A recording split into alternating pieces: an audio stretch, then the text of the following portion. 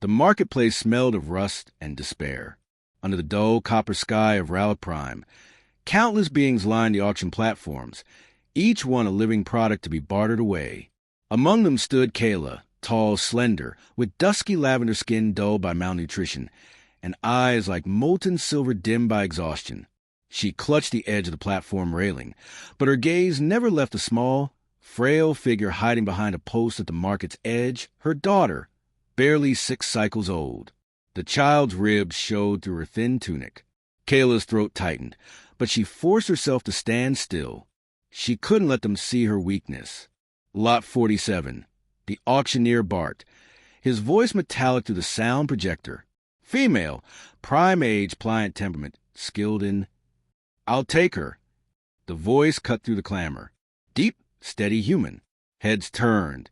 Even Kayla glanced up, startled. The speaker stood near the front.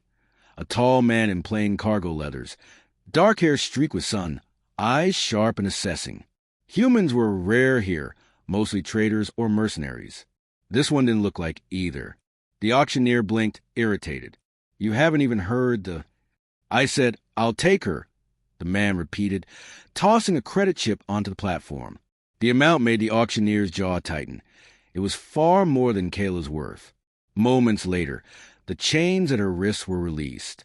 She stumbled forward, instinctively glancing back to her daughter.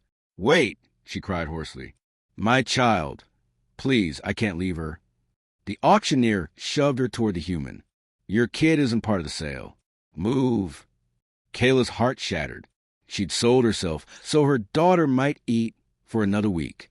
She hadn't expected rescue, but walking away from her little one, leaving her alone in that hell, was unbearable. She dug her heels into the dust. Please, I'll do anything. Just let her come. The human's gaze followed hers to the tiny girl crouched by the post. Something flickered across his face. Pain, maybe memory. He stepped closer to Kayla, his voice low but firm. Is that your daughter? Yes. Kayla whispered, trembling. Then she's mine too, he said, turning to the auctioneer. Both of them. The alien behind the counter squawked. That's not. Another credit chip landed on the table, bigger than the last. The auctioneer's protest died in his throat. They rode out of the city in silence, aboard the man's hover transport. Kayla sat stiffly in the passenger seat, her daughter curled in her lap, still too shocked to speak. The barren plain stretched endlessly around them. You got a name? The man asked finally. Kayla, she murmured. This is Leary.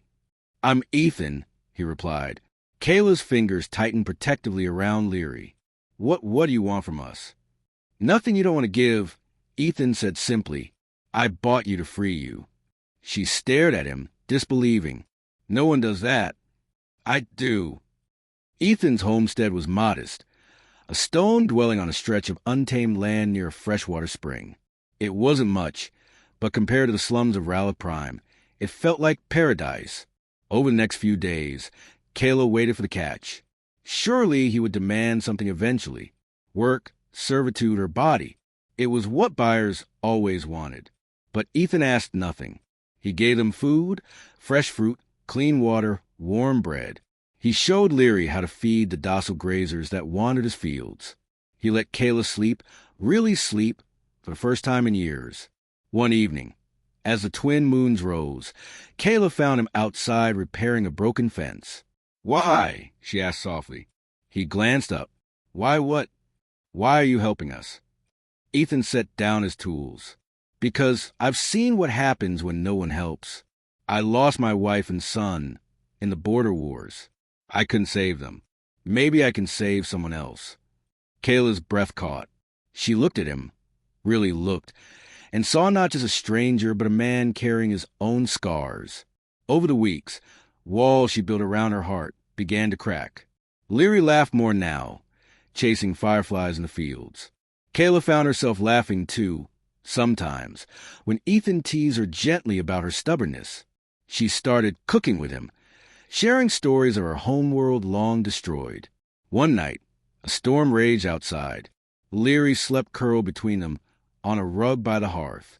Kayla sat beside Ethan, watching the flames. You could have left us in that market, she whispered. I couldn't, he said quietly. She turned to him.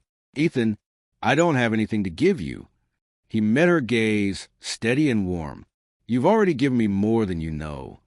Her throat tightened. She leaned forward, hesitated, then pressed her forehead to his shoulder. For the first time in so long, she felt safe. Months passed. Seasons shifted. The land bloomed under Kayla's care.